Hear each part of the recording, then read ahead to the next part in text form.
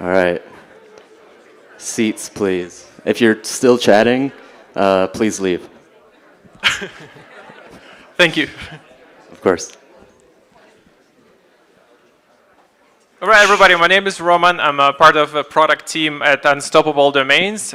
Just please raise your hand. Do you know what NFT domain is? All right, awesome. We got a bunch of hands. And do you own an NFT domain by any chance?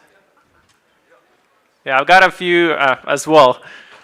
Great. So we have a good setup today. I wanted to share something very exciting with you that we've been working on. But first, to set the stage, I wanted to point to an elephant in the room and set the trend that we've seen in the last couple of years is that self-sovereign identity is inevitable. What that means, imagine how much time online do we spend nowadays. On average, global report shows 7 hours. For me personally, about 10, 14. I guess our average in this room is probably higher than 7, so it's worth admitting that, and there's no way around it. And we've noticed that online we need digital money, we need digital assets, NFT avatars, some people are flexing their bored apes, and this is becoming our new reality. Let's look back a little bit, and here we see that in the last 20 or 30 years, we've never owned our data as users. It started off more centralized, so different applications would store your personal data, you have your credentials for each application, and then all of a sudden now we have 100 applications we interact with. And then you have to fill out everything, like all of you were right there outside of the building in line, filling things out. I think it took me 3 forms to fill out to get here. So that was pretty interesting experience. So the portability in this world is not there. And then there was an attempt by a handful of big corporations to create a federated digital identity. And that's what we call it. So we have SSO and Web 2.0, right? But there's a bunch of problems with that we've seen recently, and one of them is surveillance capitalism. We've seen that many companies nowadays on the market, they've been trying to disrupt and solve those problems. And we're really excited to see the movement, and we want to double down on that. And this is how we get to self-sovereign identity, where finally we get to own some of our data and have it portable. I just want to double down and see there are some problems that we've seen with companies that became so-called identity providers that trying to provide us a new identity online. And as you can see, you give them the data, they package it up, give it to business, and then a business gives them the money. We get a little bit better user experience and slightly portable, which is good. But currently, we're seeing those companies struggle. And those companies, they pivot hard to make things happen. And if they don't, they would continue struggling. And this is the view where we're trying to get to collectively with multiple other companies across the world. So let's imagine for a second that you can own your data and you can go with it anywhere you can. So we have 2 entities, right? On one hand is apps, on the other hand is users. So with apps, it's becoming much easier to authenticate users, configure data permissions, and establish one-on-one communication with our users.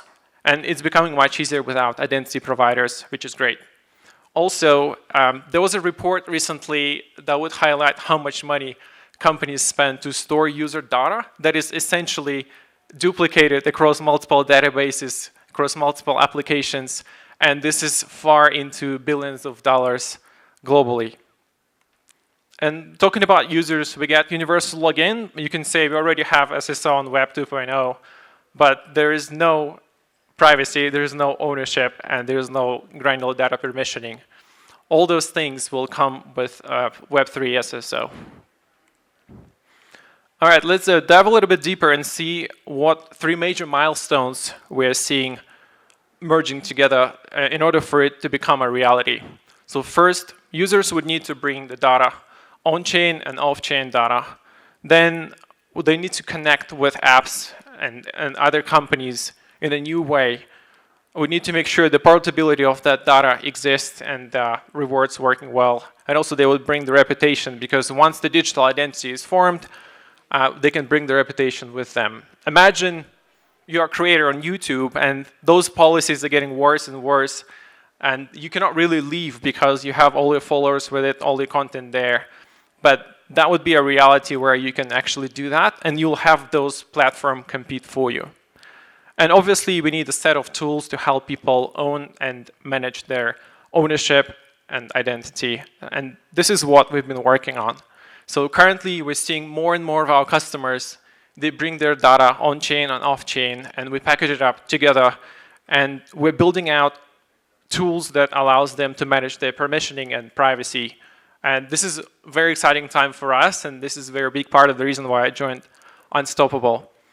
And the connect part, this is where we would need some development help and have people helping us integrate with other companies. All right, a few words around getting integrated. We're not going to get very technical deeply. I know it's a workshop. We're not going to code anything here. But I want you to give a brief understanding of how it's going to work. For the user, it's essentially simple. You type in your NFT domain, you sign it with the wallet, and you log in. That's it. But it gets a little bit more complicated. If it gets too complex, just let me know. Basically, we have 3 layers, app, blockchain, and authorization server. Once you type in your domain as a user, it gets looked up off of the blockchain, and then it returns authorization server URL, and that redirects, your app redirects the user to that server. And at this point, the user gets asked permission to actually share their data points that the app configured. And for a regular procedure here, just user signs it and make sure that the access is granted. And after that, basically, you will get to a resource server that would return the metadata that was granted by the user. And at this point, that's pretty much it. This is how the communication would work between the user and the app. It gets a little bit more complex when you try to integrate it, but if you want to just see it, it looks something like this.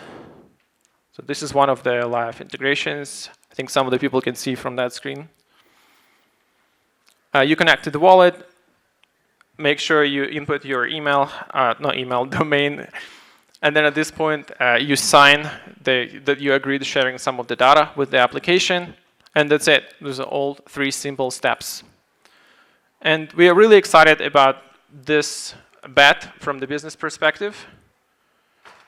And currently, we already have about 60 live integrations with different apps, and also about 40 already confirmed. We're growing really fast, and we're already seeing about 2 million domains registered, and this will accelerate rapidly, especially given the strategy for this year for growth. And also, as you probably know, if you've heard of us before, we shifted to L2. That means domains becoming scalable, and some of the apps can integrate with us and actually get domain free of charge. And if you still don't have an NFT domain, at the end of this deck, there is a QR code that you can use and get a $100 discount and play around with it. It's a new technology that we are very excited about.